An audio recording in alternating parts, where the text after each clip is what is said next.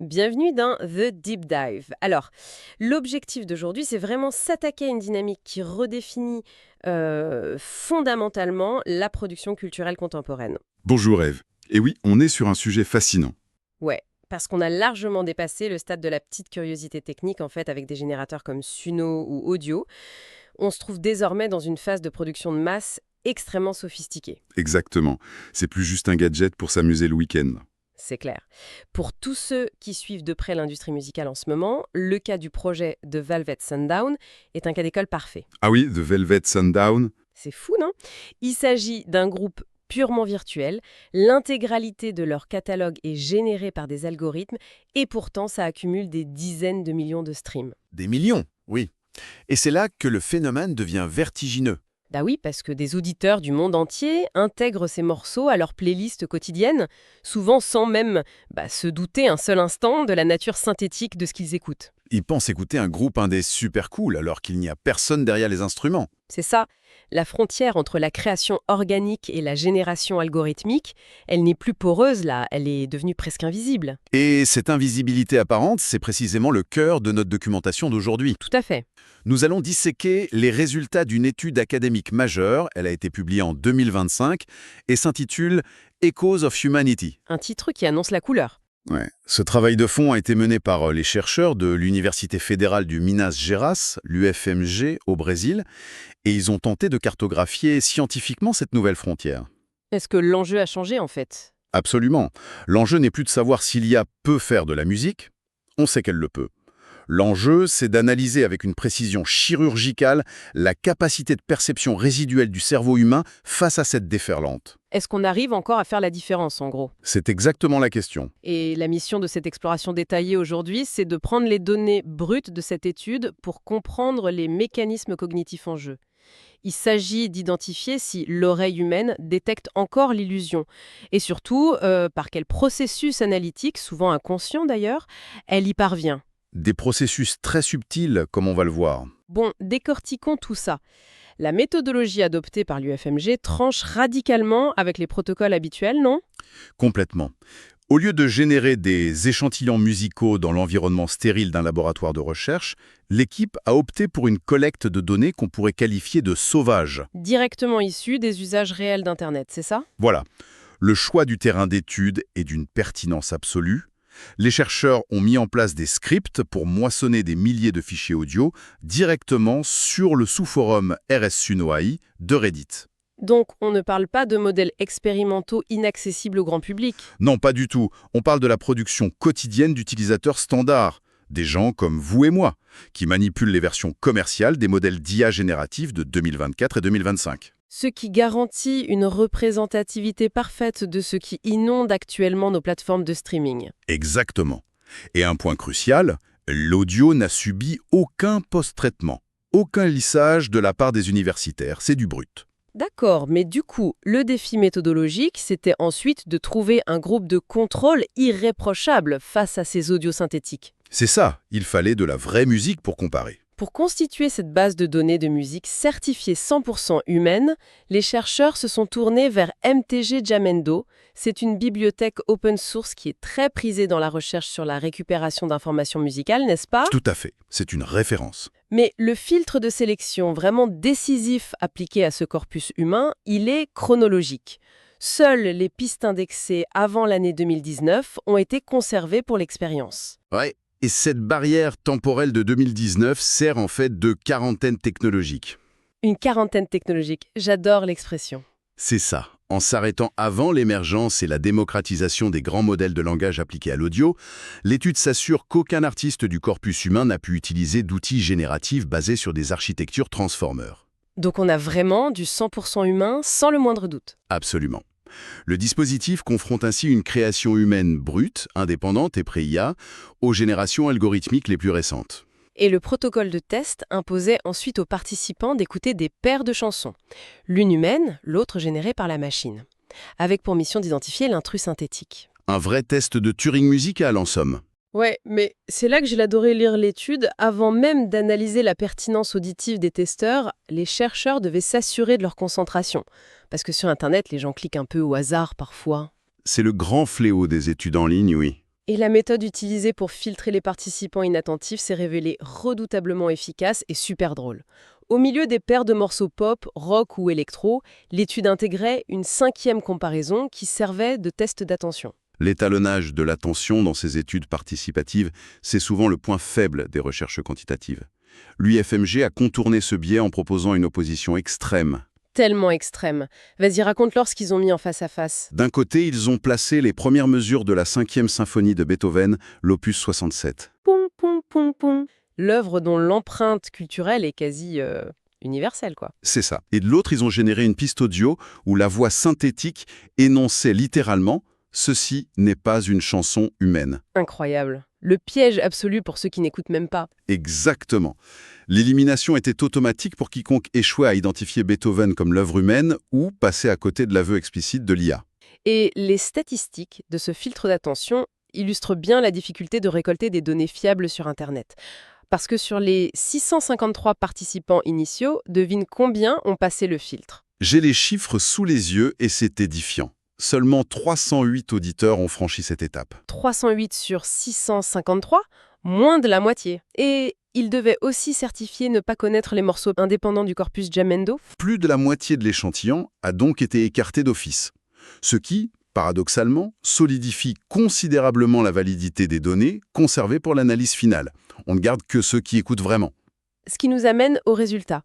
Et Ce qui est fascinant ici, c'est l'architecture interne de l'expérience soumise à ces 308 participants validés. L'étude s'appuie sur un essai croisé randomisé contrôlé. ça sonne très médical comme terme. C'est une structure souvent utilisée dans la recherche clinique pour minimiser les biais de confusion, oui. Concrètement, chaque participant devenait son propre point de comparaison, en étant exposé à 2 configurations d'écoute radicalement différentes. La première, c'était les paires aléatoires, c'est ça? Oui, la première configuration présentait des paires totalement aléatoires. On pouvait y confronter un morceau de folk acoustique humain avec une piste de death metal générée par l'IA. Et la seconde configuration, en revanche, abandonnait complètement l'aléatoire. L'équipe a eu recours à des algorithmes de traitement du signal pour identifier des paires que l'étude appelle hautement similaires. Et c'est là qu'ils ont fait très fort. Ouais, en calculant la similarité cosinus entre les caractéristiques acoustiques des morceaux, ils ont pu isoler des véritables jumeaux musicaux. Pour donner un peu de relief à cette notion mathématique de similarité cosinus, Oui, explique un peu, parce que c'est technique. une similarité cosinus supérieure à 0,8, ça signifie que l'empreinte spectrale, le tempo, la distribution des fréquences et l'énergie globale des 2 morceaux sont presque superposables. En gros, l'algorithme transforme l'audio en vecteur dans un espace multidimensionnel et mesure l'angle entre eux. C'est ça. Exactement. À 0,8, les vecteurs pointent presque exactement dans la même direction. Ça ne représente que les 3% supérieurs de toutes les correspondances possibles dans leur immense base de données. C'est le phénomène de contraste simultané appliqué à l'acoustique. En forçant le cerveau humain à écouter 2 morceaux partageant la même structure de base, l'étude isole la variable de l'artificialité. L'auditeur n'est plus du tout distrait par des différences de genre ou de tempo. Il est contraint de chercher les anomalies dans la texture même du son. Et c'est là que ça devient vraiment intéressant. L'analyse des données quantitatives révèle une dichotomie brutale selon la configuration d'écoute. Face aux paires aléatoires, celles où aucun lien stylistique ne reliait les morceaux, le taux de réussite s'est écrasé à 53%. 53%.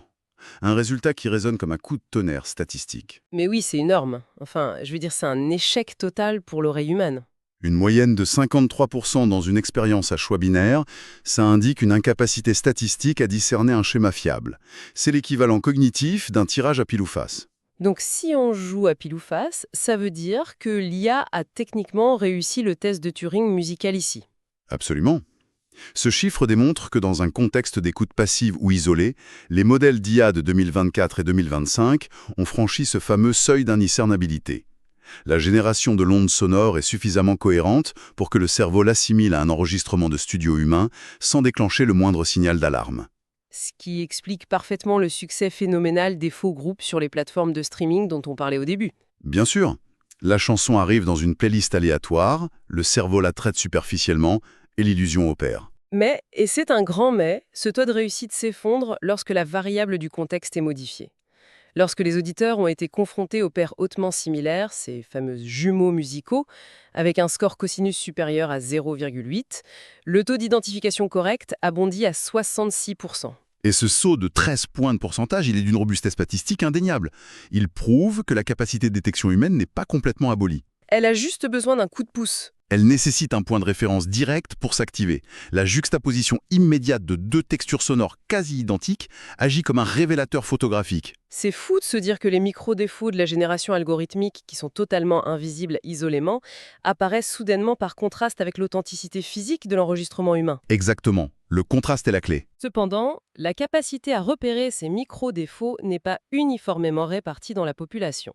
L'étude démographique met en lumière des variables discriminantes très nettes. Oui, le profil de l'auditeur joue un rôle majeur. Par exemple, l'âge avance comme un facteur de diminution de la perspicacité face à l'IA. Moins on est jeune, plus on se fait avoir, en gros. C'est ce que les données montrent. En parallèle, la simple sensibilisation à l'existence de cette technologie améliore significativement les scores. Savoir que des modèles comme Suno existent préconditionne l'esprit à une écoute critique. Si on s'y attend, on cherche la faille. Mais la variable la plus influente reste l'expérience musicale pratique, n'est-ce pas, Ag? Spécifiquement, le fait d'avoir joué d'un instrument pendant plus de 5 ans. L'expérience pratique forge une compréhension tridimensionnelle du son. Un musicien ne se contente pas d'entendre une simple mélodie. Son cerveau modélise les formes mécaniques. La friction de l'archet, la pression de l'air. Et la pression de l'air dans la colonne d'un instrument avant, oui. C'est ce qui explique l'anomalie statistique fascinante relevée par des chercheurs en début d'analyse. Ah oui, cette anomalie, il faut qu'on en parle. Au début, c'était à n'y rien comprendre. Initialement, les données laissaient entendre qu'une éducation musicale formelle allant de 5 à 10 ans, c'est-à-dire l'étude du solfège et de la théorie en conservatoire, corrélait négativement avec la capacité de détection. En gros, plus tu étudiais la musique sur le papier, plus tu te faisais avoir par l'IA. Les théoriciens semblaient plus vulnérables à l'illusion. Exactement. Mais cette distorsion des données a été corrigée en appliquant des modèles de régression multiples. Heureusement. Il s'est avéré que l'éducation formelle était fortement collinéaire avec l'expérience pratique. Une fois les variables isolées, l'effet prétendument négatif de la théorie s'est évaporé. La conclusion est donc sans appel. La connaissance intellectuelle de la musique, la grammaire des accords et des partitions, n'offre aucun bouclier contre l'IA. Aucun. Seule la mémoire kinesthésique, l'expérience tactile et physique de la production sonore permet d'entraîner l'oreille à déceler le synthétique. Parce que la machine peut parfaitement respecter les règles du solfège. Ça, c'est facile pour elle. Mais elle peine à simuler la physique de la matière. Et cette notion de physicalité du son nous conduit naturellement à l'aspect qualitatif de la recherche. Parce que les chercheurs de l'UFMG ne se sont pas limités à compiler des pourcentages de réussite. Oui, c'est la troisième partie de l'étude. Ils ont procédé à une analyse thématique hyper rigoureuse de 317 commentaires laissés par les participants.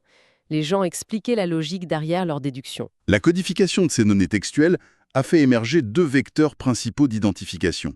La voix d'abord, mentionnée à 369 reprises, Et la structure des paroles, citée 247 fois. L'analyse de la voix met en évidence un phénomène de vallée dérangeante auditive, le fameux Uncanny Valley appliqué au son. les participants ont fait preuve d'une acuité remarquable concernant les contraintes biologiques humaines. Ah, mais j'ai adoré lire ces témoignages. Un testeur a justifié son choix en soulignant qu'il pouvait entendre, je cite, l'étude « l'air dans le micro sur les plosives, les P et les B ». Cette interaction entre l'expiration physique et la membrane du microphone, c'est une signature organique extrêmement forte. Et en opposition directe, d'autres auditeurs ont démasqué l'intelligence artificielle en remarquant que l'entité vocale virtuelle semblait s'affranchir de tout besoin métabolique. Elle produisait des phrases interminables sans jamais prendre la moindre respiration. Ça trahit tout de suite l'illusion. Mais comment ça se fait, techniquement, que l'IA ne respire pas ? L'incapacité actuelle de l'IA à respirer de manière convaincante s'explique par la nature même de son architecture. Les modèles de génération audio, basés sur les transformers, similaires à ceux utilisés pour le texte, traitent des séquences de données discrètes, Ok. sonores par seconde. Le modèle cherche à prédire statistiquement la fréquence suivante pour maintenir la continuité harmonique d'une voix chantée. Il suit sa propre logique mathématique, en fait. Voilà. Il ne modélise pas un corps physique avec des poumons virtuels dotés d'une capacité en litres. Par conséquent, il ne planifie pas d'inhalation préalable en prévision d'une note soutenue. Ah, c'est pour ça, Il génère juste un flux continu d'énergie spectrale. Ce qui est mathématiquement parfait, mais biologiquement impossible, déclenchant ainsi un sentiment d'artificialité chez l'auditeur averti. C'est exactement ça. Et l'oreille humaine se révèle également intraitable sur les questions de production et de mixage. Oui, l'étude documente l'observation très pointue d'un participant qui a repéré le morceau humain, car le volume de la piste vocale principale était légèrement en retrait, englouti par moments par l'instrumental. Un mixage imparfait, le genre de détail qui donnerait des sueurs froides à un ingénieur du son cherchant la netteté absolue. Et pourtant, ça a été perçu comme le sceau de l'authenticité d'un enregistrement live.